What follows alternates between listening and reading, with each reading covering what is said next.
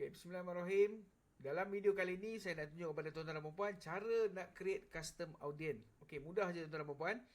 So, untuk player-player WhatsApp, kita tak ada banyak audience yang kita nak buat. So, dekat Ads Manager ni, you tengok sebelah kiri ada audience. Okay, you klik je dekat audience tu. Okay, so pertama sekali masuk kat sini, saya dah create lah audience-audience yang saya nak. Okay, so you masuk dekat sini, you create custom audience. So, untuk player WhatsApp, first sekali kita kalau iklan guna video, kita akan ambil meta sources ni dekat video lah. Okay, so kita buat audience 75%. Kalau nak buat 50%, ambil 50%. Nak buat 25%, ambil 25%. Okay, cuma setelah you pilih 75% ni, you letaklah nama dia. Okay, audience ni people who view 70% at least of your video. Copy balik, letak je kat sini. Okay, letak tak deadline dia 365 hari. Kalau tak ada ruang nak tulis, you kena pendekkan sikit lah kat sini. Lepas tu kat sini paling penting, you kena select video. Okay, contoh saya punya kurs Al-Hindi. So saya pilih lah semua video lah. Macam saya punya page ni, setiap hari ada video. Okay, dia post berapa ni? 3, 4, 5, 6. Satu hari 6 video. Okay, satu hari 6 video staff saya post.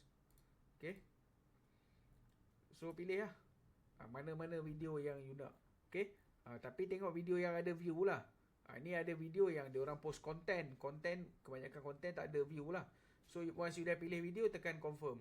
Okay, lepas tu tekan je create audience. So once you dah create audience, dia akan keluar kat sini lah. Ni contoh saya buat 365 hari, 75% video view. Okay, video view. Alright, so itu audience yang pertama. You boleh buat audience untuk video view. So custom audience yang kedua, kita guna untuk Facebook page. Okay, so kita pilih Facebook page. Kita ambil people who engage with any post or ad. Okay, for the past 365 day lah. Okay, sebab nanti dekat bahagian retargeting, saya ada cerita kan macam mana you nak retarget yang 60 hari, yang 14 hari. So you create lah audience untuk 14 hari, you create audience untuk 60 hari, audience yang berasingan lah. Okay, so kat sini saya cuma ada buat 14 hari dengan 14 hari, 30 hari dengan 365.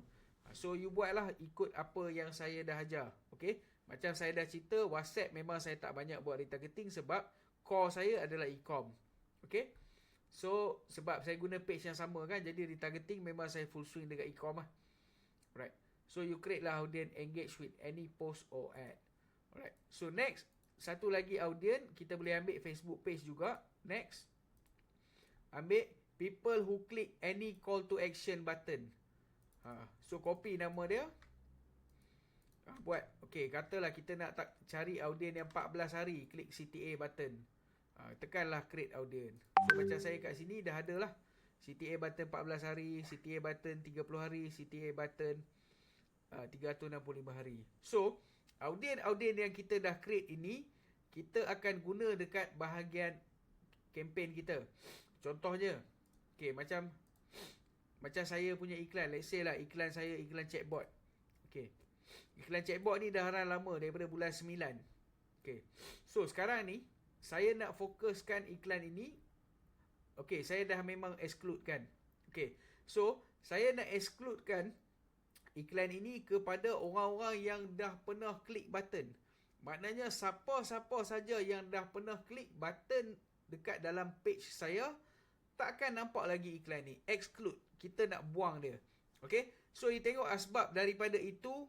Alhamdulillah iklan ini walaupun daripada bulan 9, actually saya dah tunjuk dalam awal tadi banyak video daripada bulan 1 lagi. Okay, tapi cost dia konsisten, cost dia stabil. Okay, kalau tengok last 7 day pun masih stabil, hari ini pun masih stabil. Walaupun pada hari ini bukanlah orang membeli sangat. Sekarang ni hujung time-time orang dah tak ada duit, senak lah. Memang mahal sikit lah. Okay, tapi okay lah. Tapi still okay. Sebab however, outcome dia saya akan tengok dekat sini. Okay, ni tengok leads yang masuk. Okay, so hari ini punya order 10 hari bulan, so far ada 4 order tuan-tuan dan puan-puan. Okay, daripada chatbot. Okay, bagi saya okay lah. Dan hujung-hujung bulan memang banyak akan beli satu-satu. Okay, kalau tengok macam yang lama punya, kita boleh tengok pattern lah, order log. So waktu macam tengah-tengah bulan ni adalah orang dia order 337, 167. Okay. Tapi bila dah hujung-hujung bulan ni, waktu duit-duit gaji pun dah nak habis, banyak akan order satu lah.